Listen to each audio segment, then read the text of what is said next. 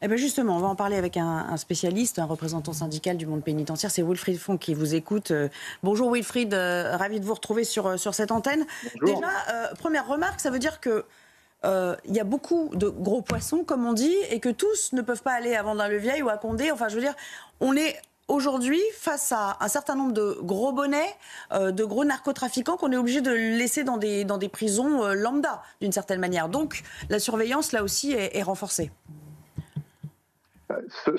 Cet exemple-là, sur ce que vous venez de dire concernant le projet d'évasion qui a été déjoué, met en avant une chose, c'est-à-dire que au final, Vendin-le-Vieil, QLCO, le quartier de lutte contre la criminalité organisée, c'est bien joli, mais il faut aller bien au-delà de ça, Ouais. et il faut aller vers ce que l'UFAP UNSA Justice revendique depuis 1992, c'est-à-dire des établissements spécialisés et adaptés, afin qu'on puisse différencier les profils et bien évidemment différencier les prises en charge. Aujourd'hui, il est évident que 100 narcotrafiquants du haut du spectre incarcérés à Vendin et peut-être demain une centaine d'autres incarcérés à Condé, finalement, ce ne sera pas suffisant. On a bien d'autres profils aussi tout aussi dangereux que ces narcotrafiquants. Donc oui, aujourd'hui, il y a urgence de partir dans une réflexion beaucoup plus globale et de créer ces fameux établissements spécialisés et adaptés.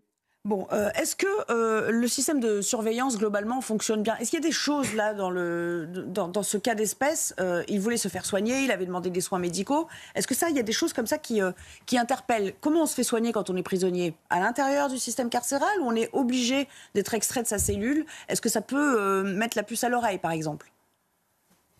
Alors, on a deux types de possibilités, c'est-à-dire on est équipé à l'intérieur des établissements d'unités de soins ambulatoires qui peuvent effectivement donner finalement les entre guillemets les premiers soins, les choses traditionnelles. Ensuite, quand il faut rentrer dans des examens un peu plus pointus, un peu plus poussés, on n'a pas le choix que de sortir de l'établissement et d'aller en milieu hospitalier.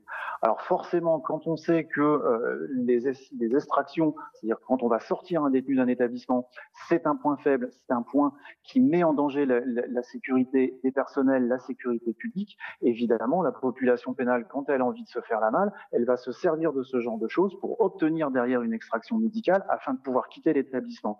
Là, sur l'exemple que vous donnez d'Aix, à nouveau va se poser la question de savoir comment l'individu a eu accès à l'information, c'est-à-dire que pourquoi il savait qui a transmis l'info au détenu qu'il allait être extrait tel jour, telle date, telle heure pour pouvoir fomenter derrière un projet d'évasion qui a été fort heureusement déjoué. Alors on peut se réjouir effectivement que voilà, tout le monde ait réussi à avoir les informations suffisantes et nécessaires pour pouvoir mettre à mal ce projet d'évasion qui aurait pu encore une fois dégénérer comme un Carville, mais derrière ça veut dire que oui, il y a urgence à travailler sur les procédures, il y a urgence également à travailler par exemple sur la télémédecine ou sur la visioconférence, quand bien même les sages du Conseil d'État nous ont retoqué sur le projet de loi narco. À un moment donné, il faut donner les moyens des pénitentiaires à effectuer leur mission dans les plus grandes conditions de sécurité pour eux. Reste avec nous quelques instants. Il le dit lui-même. Hein. Oui, oui,